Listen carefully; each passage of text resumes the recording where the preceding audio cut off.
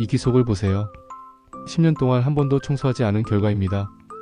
방치하면 청력 손실은 순식간에 시작됩니다. 여러분이 지금 보고 있는 것은 실제 환자의 귀속 모습입니다. 이런 상태로 몇 년을 버티다가 결국 병원에 오신 분들의 이야기를 오늘 들려드리겠습니다. 혹시 최근에 TV 소리를 점점 크게 틀고 계신가요? 아니면 가족이 말하는 소리가 잘 안 들린다고 느끼시나요? 그 원인이 바로 여기에 있을지도 모릅니다. 62세 김영 할머니의 이야기입니다. 최근 몇 개월 동안 TV 볼륨을 2칸씩 계속 올려야 했다고 하시네요. 손자와 대화할 때도 할머니 다시 말해줄래요? 라는 말을 하루에 몇 번씩 하게 되었다고 합니다. 처음에는 나이 탓이라고 생각하셨대요. 하지만 병원에서 귀 내시경 검사를 받고 나서 정말 깜짝 놀라셨다고 합니다. 지금 보시는 화면이 바로 그 모습입니다. 귀 안이 갈색 덩어리로 가득 차 있죠. 이비인후과 전문의 말씀입니다. 나이가 들면 귀지가 더 단단해지고 스스로 빠져나오기 어려워집니다. 이로 인해 청력 저하는 물론이고 이명 균형 감각에도 영향을 줍니다. 실제로 이런 상태가 되면 소리가 제대로 전달되지 않아서 청력이 2030dB까지 떨어질 수 있습니다. 그렇다면 왜 나이가 들수록 귀지가 더 많이 쌓이는 걸까요? 첫 번째, 노화로 인한 귀 피부 변화입니다. 나이가 들면 귀 안쪽 피부가 건조해지고 각질이 많이 생기면서 귀지 생성량이 증가합니다.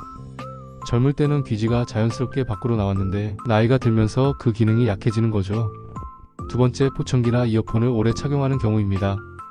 귀 안에 뭔가를 오래 끼고 있으면 통풍이 안 되어서 귀지가 제대로 배출되지 않습니다. 특히 요즘 많은 분들이 사용하는 무선 이어폰이 이런 문제를 더 심하게 만들고 있어요. 세 번째, 잘못된 면봉 사용입니다. 많은 분들이 면봉으로 귀를 파시는데 이게 오히려 귀지를 더 깊숙이 밀어넣는 결과를 낳습니다. 면봉은 귀 바깥쪽만 닦는 용도로만 사용해야 해요. 네 번째, 정기검진을 받지 않는 것입니다. 1년 이상 방치하면 귀지가 단단하게 굳어서 일반적인 방법으로는 제거하기 어려워집니다. 귀는 스스로 청소하는 능력이 있지만 나이와 생활습관이 그 균형을 무너뜨리는 거죠. 68세 박영 할아버지의 경우를 보겠습니다. 귀가 먹먹하고 이명까지 들린다며 병원에 오셨어요. 내시경으로 확인해보니 정말 단단하게 굳은 귀지가 귀 전체를 막고 있었습니다. 의료용 집게로 조심스럽게 제거하는 과정을 지금 보시고 계신데요. 저기 보세요. 마치 작은 돌덩어리 같은 귀지가 탁 하고 떨어지는 순간입니다. 제거 후 청력 검사를 해보니 500Hz에서 4kHz 범위에서 청력이 15dB이나 개선되었습니다.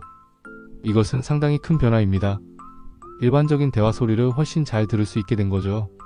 혹시 여러분도 TV 볼륨을 점점 키우고 있나요? 그게 바로 귀 속에 쌓인 귀지 때문일 수 있습니다. 단순히 나이 탓으로 돌리지 마시고 한 번쯤은 귀 건강을 점검해 보시기 바랍니다. 그렇다면 올바른 귀 청소 방법은 뭘까요? 첫 번째, 전문 귀세정액과 미온수를 이용한 세척입니다. 약국에서 파는 귀세정액을 사용하면 귀지를 부드럽게 녹여서 자연스럽게 배출시킬 수 있어요. 미온수로 귀를 살짝 헹구는 것도 도움이 됩니다. 너무 뜨겁거나 차가운 물은 피해주세요. 두 번째, 전문가에게 귀 청소를 받는 것입니다. 이비인후과에서 1년에 12회 정도 전문적인 귀 청소를 받으시는 것을 권장합니다. 특히 보청기를 사용하시거나 귀지가 많이 생기는 체질이라면 더 자주 받으시는 게 좋아요. 세 번째, 가정용 귀 내시경 기기를 활용하는 방법입니다. 요즘 스마트폰과 연결해서 귀 속을 직접 볼 수 있는 기기들이 나와 있어요. 장점은 귀 상태를 즉시 확인할 수 있다는 것이고 단점은 잘못 사용하면 상처가 날 위험이 있다는 것입니다. 네 번째, 절대 사용하면 안 되는 도구들이 있습니다. 핀, 클립, 이쑤시개 같은 뾰족한 것들은 고막 천공의 위험이 있으니 절대 사용하지 마세요. 잘못된 귀 청소 방법이 얼마나 위험한지 실제 사례를 통해 알려드리겠습니다. 매일 세정을 하시는 분들이 계신데 이렇게 하면 피부 보호막이 손상되어서 오히려 웨이도염에 걸릴 수 있습니다. 귀도 적당한 기름기와 세균이 필요한데 너무 자주 청소하면 그 균형이 깨지는 거죠. 알코올이나 강한 세정액을 사용하는 것도 위험합니다.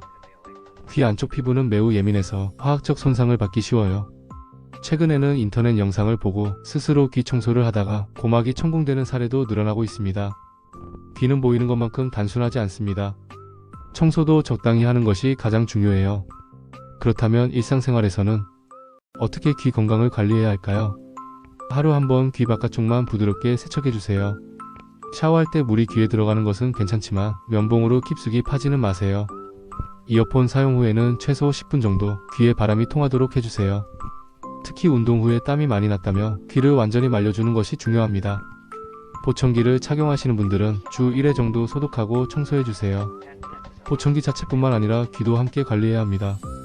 무엇보다 중요한 것은 정기 청력 검사입니다. 매년 한 번씩은 이비인후과에서 청력 검사를 받아보시기 바랍니다. 문제를 조기에 발견하면 간단한 치료로도 충분히 개선할 수 있어요. 마지막으로 72세 최영 할머니의 이야기를 들려드릴게요. 20년 만에 병원에서 귀 청소를 받으신 후 완전히 새로운 세상 같다고 말씀하셨습니다.